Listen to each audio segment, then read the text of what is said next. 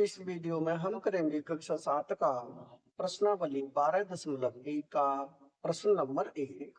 प्रश्न है, निम्नलिखित छेद की हुई आकृतियों की प्रतिलिपियां बनाकर उनमें से प्रत्येक की सममित रेखा ज्ञात कीजिए। यानी कि ये आकृतियां हमें बुक में दी हुई है। सबसे पहले तो इन आकृतियों को हमें कॉपी में बनाना है। उस कॉपी में बनाने के बाद इन आकृतियों में हमें सममित रेखा खींचनी है। सममित रेखा का मतलब होता है कि एक ऐसी रेखा जो इन आकृतियों को बराबर भागों में बांट सके। जैसे सबसे पहले ए है, ये वाली आकृति है। अब कौन सी रेखा खींचे कि ये आकृति दो बराबर भागों बट जाए। तो एक छेद तो यहाँ है और एक छेद यहाँ है। तो अगर हम एक रेखा ऐसे खींच दें तो इसे पलटने पर ये छेद इसके ऊपर आ जाएगा। यानी ऐसे खींचने पर वो हो जाएगी एक सममित रेखा। तो इसे यहाँ करें, यानी यहाँ हो जाएगी बीच में और यहाँ हो जाएगी बीच में। यहाँ खींच दे एक रेखा, यही हो जाएगी हमारी सममित रेखा।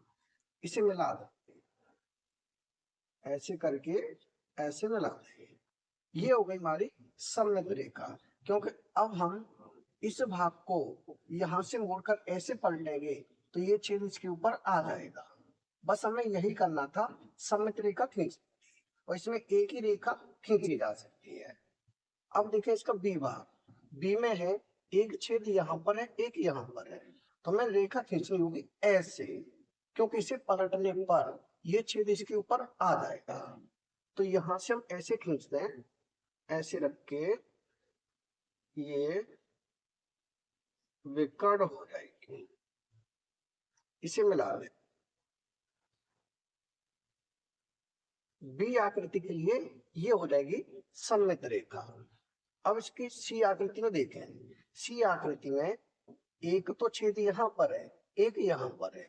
हमें रेखा खींचनी होगी ऐसे, वो हो जाएगी सममित रेखा। क्योंकि इसे ऐसे पलटेंगे तो ये छेद इसके ऊपर आ जाएगा। तो ये हो जाएगी यहाँ से और यहाँ, इसे मिला दें।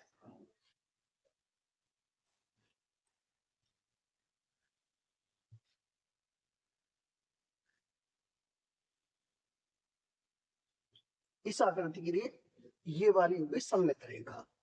अब देखें इसमें, यानी कि डी में, डी में क्या है, एक छेद ये है, एक ये है, और एक यहाँ पर है, एक यहाँ पर है।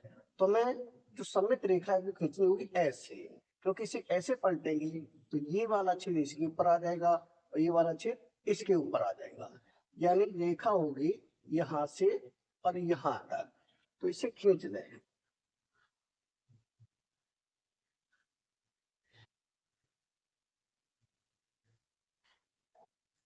ये हो गई डी आकृति के लिए सममित रेखा।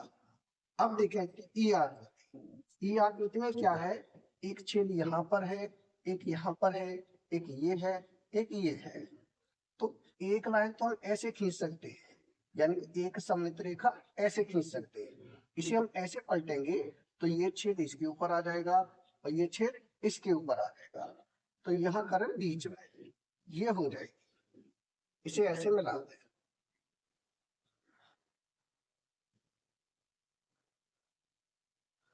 एक तो ये हो गई सममित रेखा, और एक ऐसे भी हो जाएगी, क्योंकि ऐसे पलटने पर ये छेद इसके ऊपर आ जाएगा और ये छेद इसके ऊपर आ जाएगा। तो एक सममित रेखा ऐसे भी हो जाएगी। इन दोनों को मिला दें,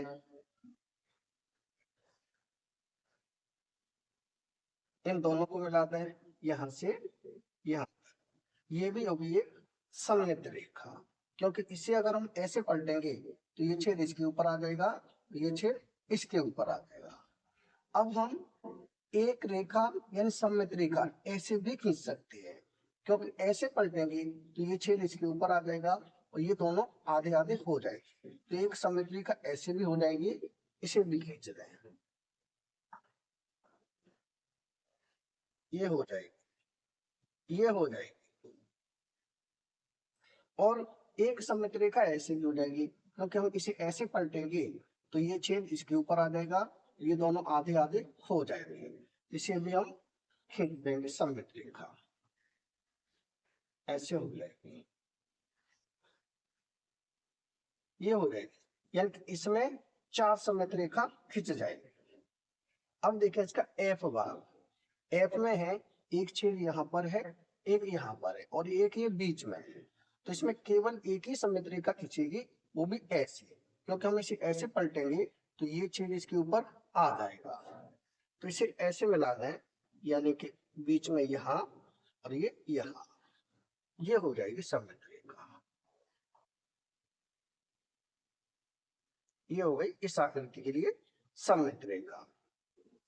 अब देखिए जी में क्या है, त्रिभुज है, तो एक तो ये गोला यहाँ है, यानी छेद यहाँ है, एक छेद यहाँ है, तो हम सममित रेखा खींचेंगे ऐसे, और ऐसे खींचने पर अगर हम इसे पलटेंगे तो ये छेद इसके ऊपर आ जाएगा, यानी यहाँ कर दे बीच में, ये हो जाएगी सममित रेखा, ये हो जाएगी इसके लिए सममित रेखा। अब देखिए एच में, तो एच में एक छेद यहाँ है, एक यहाँ है, हमें रेखा खींचनी होगी ऐसे, क्योंकि अगर इसे पलटेंगे तो ये छेद इसके ऊपर आ जाएगा, तो यहाँ कर दे ऐसे।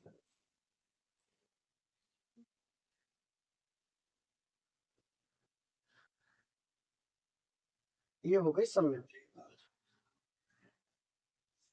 अब देखें आई में, तो आई में एक छेद ये है, एक ये है, इसमें कैसे खींच सकते हैं, केवल एक रेखा ऐसे खींच सकते हैं, वो हो जाएगी सममित रेखा, जो दोनों इन छेदों को आधे आधे भागों में बांट देंगे, ये हो जाएगी, ऐसे खींच दें, ये हो गई सममित रेखा। अब देखें जे में, जे में हम देखेंगे एक छेद यहाँ पर है और एक यहाँ पर है, तो हमें सममित रेखा खींचनी होगी ऐसे, क्योंकि अगर इसे ऐसे पलटेंगे तो ये वाला छेद इसके ऊपर आ जाएगा, तो यहाँ खींच दें सममित रेखा, ये वाली हो जाएगी, इसे मिला देंगे, ये हो गई सममित रेखा।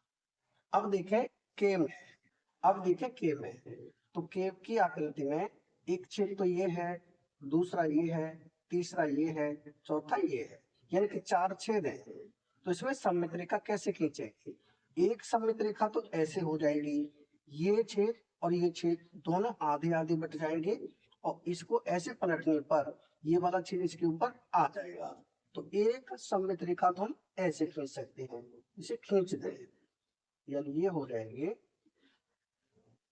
ऐसे करके, एक सममित रेखा तो ये हो गई, दूसरी ऐसे हो जाएगी, क्योंकि ये छेद दोनों आधे आधे बट जाएंगे, और इसको ऐसे पलटने पर ये छेद इसके ऊपर आ जाएगा, तो दूसरी सममित रेखा ऐसे हो जाएगी, ऐसे करके, ये हो गई दूसरी सममित रेखा, यानी इस आकृति में 2 सममित रेखा बन जाएंगे।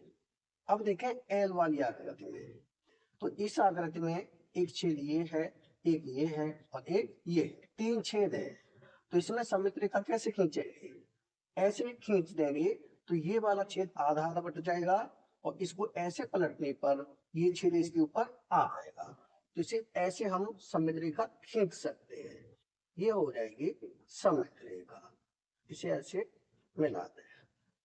अब ये वाला छेद आधा आधा बट गया, और इसे अगर हम ऐसे पलटेंगे तो ये छेद इसके ऊपर आ जाएगा, ये हो जाएगी हमारी एल भाग के लिए सममित रेखा, यानी एल की आकृति के लिए सममित रेखा। यानी इस प्रश्न के सभी भाग हो चुके कंप्लीट, यानी कि प्रश्न नंबर 1 हो चुका है कंप्लीट। अगर वीडियो पसंद आए तो लाइक करें, कमेंट करें, अपने दोस्तों के साथ शेयर करें। धन्यवाद।